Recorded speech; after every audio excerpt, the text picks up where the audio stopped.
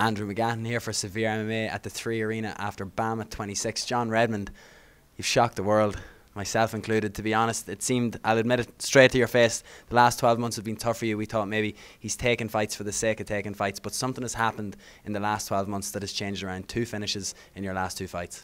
Yeah, 2 KOs in my last 2 fights.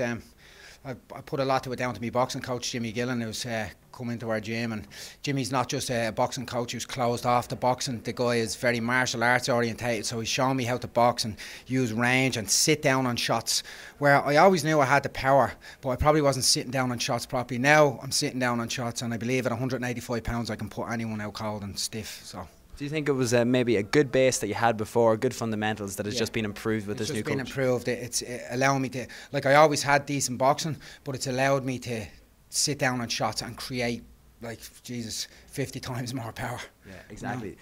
A tough introduction to the pro ranks for Glenn, a guy who beasted it through at amateur. Were you thinking that it was going to be maybe as easy as it was, or was it a tough fight? No, it was definitely a tough fight. I mean, the first round was very tentative with Glenn. We were just kind of feeling each other out.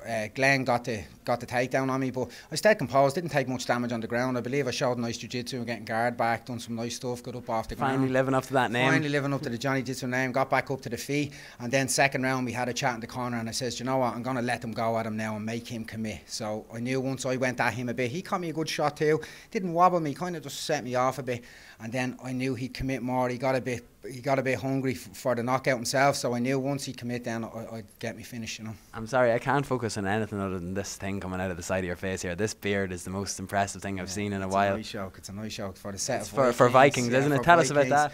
Yeah, I'm actually I'm an extra on Vikings, yeah, so that's kind of my part-time job now at the moment. Fighting's my full-time job and Vikings my part-time job, you know. So. The outside of that, the other side of your full-time job is coaching these guys. Yeah, Malahide Martial Arts team line off in Gaul, yeah, my own gym. We're doing great at the moment. We had Mark Galvin there last week, got a place on the Irish team. Yeah. So we've secured 1 place on the Irish team, so I'm very happy about that as a coach, and very happy for Mark, and you know. So.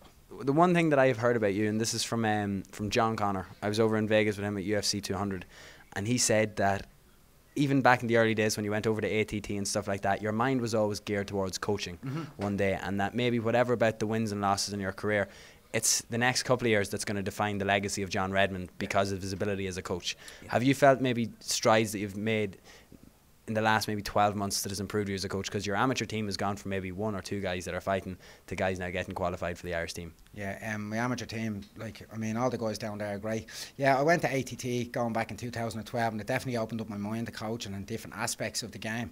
But I think, like, along with it and along with my own experience, I think you don't get much better experience than me. Like, I fought at the top level. Like, you know, my experience told tonight, we had a big media thing. Like, I've done big media things years ago, and I probably let it get to me when I was in there, where tonight I didn't let it get to me, and all my experience paid dividends for me. So, yeah, I was very happy, yeah. And just on that, before we let you go, there was a lot more media for you before this fight, leading up to it, whether it was FM 104, whether it was the public stare-offs, and you're a man who's been used to it. The Chris Field stuff from years ago is going to go down in history as the first real Irish MMA feud, to be honest. What was different from it this time? Do you feel as a pro you're more experienced, you're able to detach yourself from it when you get into the cage? Well, it's like what I say to people as well, like, my record doesn't justify how good I am, so probably even back in the day I was like an amateur doing all that media stuff back then, so like I was earning me belts and earning me stripes in media back a long time ago. So this whole experience, like, leading up, going on FM 104, we were on 2FM, Nicky Bourne's show, on national broadcaster. I don't think they'd touch MMA with a barge pole until that. So yeah, no, it was definitely media to me, man. I don't mind chatting away. I like it, yeah. I enjoy Excellent. it. When are we going to see you back in there? I'm fighting in Jingwu Fight in Beijing. I'm flying over on the 19th. The fight's on the 25th. We're fighting in the Water Cube Olympic Stadium now. So big show now over in Beijing in a couple of weeks. So. And for you, that's pretty much what this embodies. Martial arts, being able to travel the world. Yeah. I know going to Jordan a couple of years ago for Cage Warriors was probably the highlight, but this will surpass it. Yeah, this will surpass it, but, like, you know, a lot of people would make the statement and saying journeyman and this and that. Like, my amateur team have got up to a nice level now where I can focus a lot more on my own fighting as well. And, you know, I believe you can see in the last 2 performances, I ain't no journeyman. I'd hang with any UFC fighter out there. So, you know, let's see what's going to happen over the next year and next 2 years, you know. just to finish, because it's happening tonight, CM Punk's making his debut.